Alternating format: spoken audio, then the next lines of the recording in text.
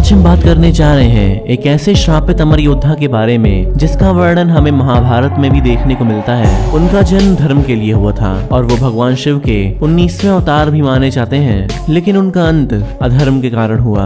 आज हम एक ऐसे महान योद्धा के बारे में बात करने जा रहे हैं जिसे बचपन में दूध के बदले चावल के आटे का घोल पिलाया गया। वो जन्म से तो ब्राह्मण था, लेकिन कर्म से एक क्षत्रिय था। एक ऐसे दोस्त की जिसने अपनी दोस्ती के लिए अधर्म का साथ दिया और इसीलिए उन्हें समय के अंत तक भटकने का श्राप मिला। तो आज का ये वीडियो पूरा जरूर देखना, क्योंकि आज हम बात करने जा रहे हैं महाभारत काल के एक महान योद्धा के बारे में जिसे कहते हैं अश्वत्थामा। आज से तकरीबन 5000 साल पहले अश्वत्थामा का जन्म देहरादून की एक छोटी सी गुफा में हुआ था। वो गुरु द्रोणाचार्य और माता कृपी के पुत्र थे। गुरु द्रोण ने भगवान शिव की कड़ी तपस्या की और उस तपस्या के फल स्वरूप उन्हें भगवान शिव के अंश के रूप में अश्वत्थामा की प्राप्ति हुई। जब अश्वत्थामा का जन्म हुआ था तब उनके मुंह से घोड़े के हिनहिनाने की आवाजें आ रही थीं, इसलिए उनका नाम अश्वत्थामा पड़ा। अश्वत्थामा के पास एक शक्ति मणि थी जिसके होने की वजह से उन्हें कोई भी राक्षस, देवता, दैत्य, नाग या कोई भी व्यक्ति उन्हें मार नहीं सकता था। वो एक तरह से हमेशा के लिए अमर और जवान थे और उस मणि को महाभारत के युद्ध के दौरान श्री कृष्ण ने अश्वत्थामा से ले लिया था, क्योंकि अश्वत्थामा ने एक अक्षम्य अपराध किया था। उसने द्रौपदी के 5 पुत्रों को नींद में पांडव समझकर मार दिया था, जिसकी वजह से उन्हें ये दंड भुगतना पड़ा। और बाद में जब पांडव उन्हें रोकने आए तो अश्वत्थामा ऋषि वेद व्यास के आश्रम में जा पहुंचे और उन्होंने ब्रह्मास्त्र का उपयोग पांडव को मारने के लिए किया और अर्जुन ने भी जवाब में ब्रह्मास्त्र का उपयोग किया। लेकिन ऋषि वेद व्यास के कहने पर अर्जुन ने ब्रह्मास्त्र वापस ले लिया, पर अश्वत्थामा को ब्रह्मास्त्र वापस लेना नहीं आता था और इसीलिए अश्वत्थामा ने ब्रह्मास्त्र को अभिमन्यु की पत्नी उत्तरा के गर्भ की ओर मोड़ दिया, जिसकी वजह से उत्तरा के गर्भ में पल रहे बच्चे की मौत हो गई। लेकिन उससे बाद में श्री कृष्ण ने जीवित भी कर दिया और अश्वत्थामा को श्राप दे दिया कि अश्वत्थामा, तुम समय के अंत तक भटकते रहोगे, तुम्हें कोढ़ हो जाएगा, तुम्हारे घाव से हमेशा खून गिरता रहेगा और तुम्हारे आसपास कोई भी नहीं आएगा, लेकिन फिर भी तुम्हारी मौत नहीं हो सकेगी, तुम समय के अंत तक ऐसे ही भटकते रहोगे। और इन सब के बाद अश्वत्थामा वहां से चले गए और ऐसा मानते हैं कि अश्वत्थामा के जीवित होने के सबूत आज भी मिलते रहते हैं और उन्हीं में से कुछ सबूतों के बारे में आज आप इस वीडियो में जानने वाले हैं। मध्य प्रदेश में मौजूद आसीरगढ़ का ये किला भगवान शिव का प्राचीन मंदिर है, जहाँ पर अश्वत्थामा हर रोज सुबह पूजा करने आते हैं और उसके पुख्ता सबूत भी मिलते हैं। ये मंदिर शाम को पूजा करने के बाद बंद कर दिया जाता है और उस मंदिर के शिवलिंग पर फूल और चंदन लगा मिलता है, जैसे कि कोई वहाँ पर पूजा करके गया हो। कई न्यूज चैनल्स ने भी इस बात की जांच की है और इसे बिल्कुल सच माना है। वहाँ के तालाब में भी अश्वत्थामा को नहाते हुए देखा गया है और कई बार उन्हें लोगों से मरहम और हल्दी मांगते हुए देखा गया है, जो वो अपने घावों में लगाते हैं। मंदिर के पुजारियों का ये दावा करना है कि उन्होंने अश्वत्थामा को मंदिर के अंदर प्रवेश करते हुए देखा है। उनके हिसाब से अश्वत्थामा का कद लगभग 14 फीट जितना है, लेकिन ऐसी लंबाई आजकल के आधुनिक इंसानों में देखने को नहीं मिलती। मध्य प्रदेश के एक आयुर्वेदिक डॉक्टर ने भी अश्वत्थामा को देखने का दावा किया है। उन्होंने बताया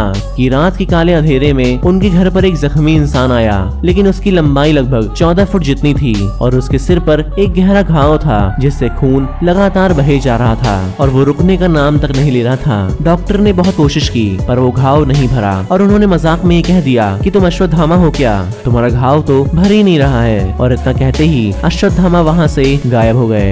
ऐसे और भी ढेर सारे अनगिनत सबूत मिलते हैं जो कि अश्वत्थामा के जीवित होने का सबूत आज भी देते हैं। महाभारत दुनिया की सबसे ज्यादा सीख देने वाली गाथा है। इससे हमें ढेर सारी चीजें सीखने को मिलती हैं। महाभारत एक धर्म युद्ध था जिसमें ना जाने कितने सारे अधर्म हुए, परंतु जब जब किसी नारी का अपमान हुआ है तब तब एक धर्म युद्ध हुआ है और अंत में बुराई की हार हुई है। महाभारत हमारा एक महान इतिहास है जिसमें हमें ढेर सारे महान योद्धाओं के बारे में देखने और सीखने के बारे में मिलता है, जैसे कि महान दानवीर कर्ण। इनके जन्म के वक्त ही इनका तिरस्कार कर दिया गया और उसके बाद इन्हें जीवन में बेपनाह मुश्किलें आई। इन्हें विद्या सीखने नहीं दिया गया और जब इन्होंने विद्या सीखी तो उसके बदले इन्हें श्राप मिला। ये सूर्य पुत्र होकर भी एक सूत पुत्र कहलाए। इन्हें बार बार बेइज्जत होना पड़ा, जबकि इनके जितना महान और समर्थवान योद्धा शायद ही पूरे महाभारत में कोई था। इनका वध करने के लिए इनका कवच और कुंडल ले लिया गया और युद्ध में अर्जुन के साथ श्री कृष्ण और स्वयं हनुमान जी थे। साम दाम दंड भेद सूत्र मेरे नाम का, गंगा माँ का लाडला मैं खाम खा बदनाम था। कौरवों से हो के भी कोई कर्ण को ना भूलेगा, जाना जिसने दुख मेरा वो कर्ण कर्ण बोलेगा। भास्कर पिता मेरे हर किरण मेरा स्वर्ण है, वन में अशोक में तू तो खाली पर्ण है। कुरुक्षेत्र की उस मिट्टी में मेरा भी लहू जीर्ण है, एक छान के उस मिट्टी को कड़कड़ में कर्ण है।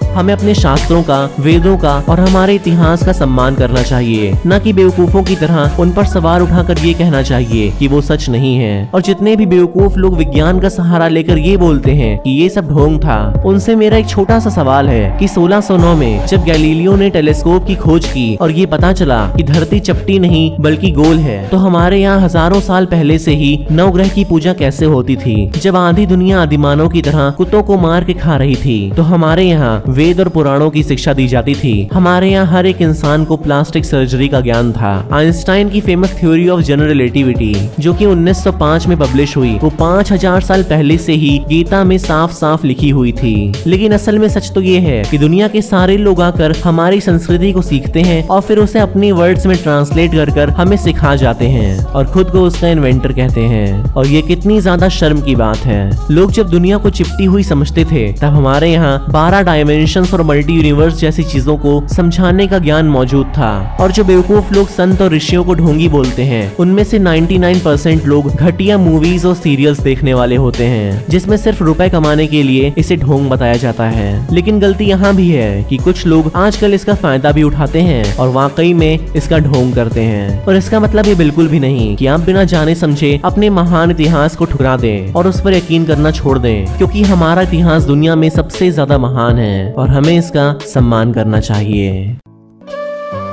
यदा यदा हि धर्मस्य ग्लानिर्भवति भारतः अभ्युत्थानं धर्मस्य तदात्मानं सृजाम्यहम् परित्राणाय साधूनां विनाशाय च दुष्कृतां धर्म संस्थापनार्थाय संभवामि युगे युगे।